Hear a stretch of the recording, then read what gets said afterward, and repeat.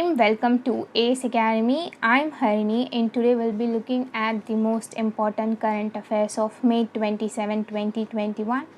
So without much delay, let's get into the first question. So the first question is, the iconic web browser Internet Explorer is set to retire in June 2022. The browser has been developed by which company? So the answer is option C, Microsoft.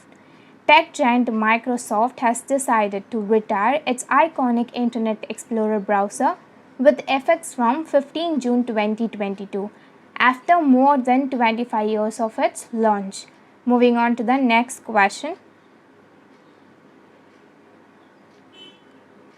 Second question is, who has been elected as the president of the Central Tibetan Administration? So the answer is option A, Penpa Shering. Former Speaker of the Tibetan Parliament in exile, Penpa Shering, has been elected as the President of the Central Tibetan Administration. Moving on to the next question. Third question is, Hero Virid is a new venture launched by Munjal family-led Hero Group. The new startup company is related to which fields? The answer option C, educational technology. Munjal family-led Hero Group has launched a new educational technology startup, Hero Virid, that will offer an end-to-end learning ecosystem. Moving on to the next question.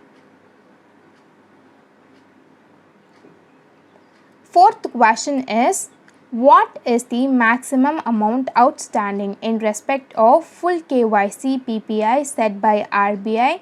So the answer is option D, rupees 2 lakh.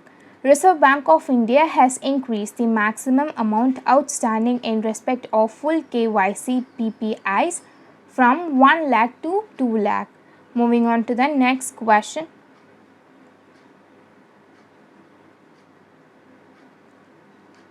Fifth question is, the United Launch Alliance launched which rocket from Cape Canaveral Space Force Station, Florida? So the answer is option D, Atlas V. United Launch Alliance launched the Atlas V rocket from Cape Canaveral Space Force Station in Florida. Moving on to the next question. Sixth question is, Jyoti Krishna Dutt, who has passed away, was the former DG of which organization? So the answer is option C, NSG. Former Director General of National Security Guard. So NSG stands for National Security Guard. Jyoti Krishna Dutt has passed away due to complications arising out of COVID-19. Moving on to the next question. Seventh question is, the Indian Council of Medical Research has approved which kit for home COVID-19 testing? So the answer is option B, Covishelf.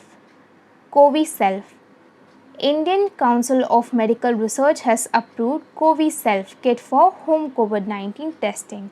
Moving on to the next question.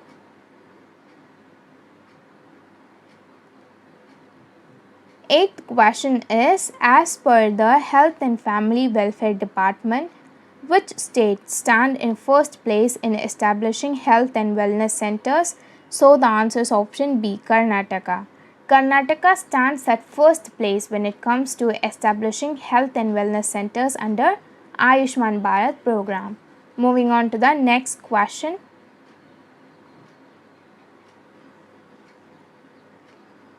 Ninth question is, the RBI has changed its accounting year effective from financial year 22. What is the new accounting year of RBI? So the answer is option C, April to March. RBI has changed its accounting year from July to June to April to March to coincide with the accounting year of the government. Moving on to the next question. 10th question is, the government has extended the due date for income tax return filing for companies for assessment year 2021 to 2022. What is the new deadline? The answer is option D, November 30th, 2021. Government has extended the due date of income tax return filing for companies for assessment year 2021 to 2022 from October 31st to November 30th, 2021. Moving on to the next question.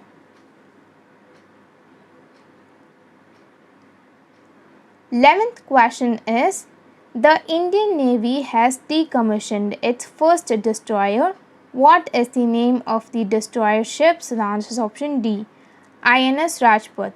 Indian Navy is set to decommission. Indian Navy is set to decommission its first destroyer INS Rajput, which had been in service for 41 glorious years. Moving on to the next question.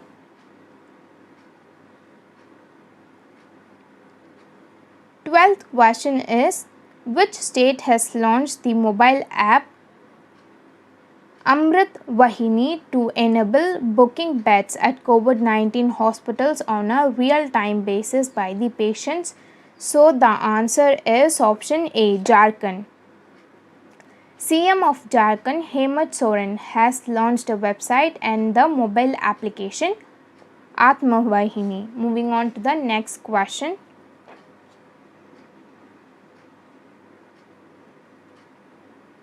13th question is, what shall be the maximum limit of cash withdrawal per transaction in full KYC PPIs issued by non-bank PPI issuers? So the answer is option C, rupees 2000. Maximum limit of rupees 2000 per transaction with an overall limit of rupees 10,000 per month per PPI. And I forgot to say PPI stands for prepaid payment instrument. Moving on to the next question.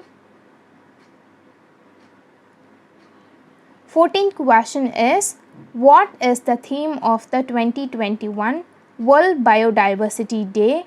So the answer is option D, we are part of the solution. So this is the theme of the World Biodiversity Day 2021, and we celebrate the World Biodiversity Day on 22nd of May. Moving on to the next question. So this is a follow-up of the previous question. Which day of the year is celebrated as the International Day of Biological Diversity? As we already discussed, the answer is option D, 22nd of May. Moving on to the next question. 16th question is, as per the guidelines by the RBI, PPI issuers have to provide interoperability to full KYC PPIs by which dates? The answer is option B, March 31st, 2022. RBI has instructed the PPI issuers to give the holders of full KYC PPIs interoperability latest by March 31st, 2022.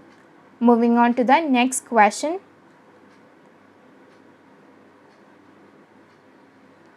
17th question is, how much amount will RBI transfer to central government as surplus for financial year 21? So the answer is option B, rupees 99,122 crore. Reserve Bank of India will transfer rupees 99,122 crore surplus to central government for the accounting period of 9 months ended March 31st, 2021. Moving on to the next question.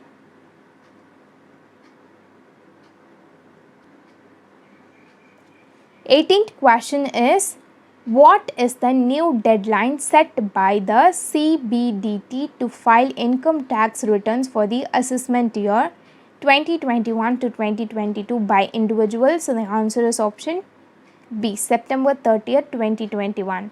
Central Board of Direct Taxes has extended the due date for filing income tax returns for assessment year 2021 to 2022 for individuals by 2 months to September 30th, 2021.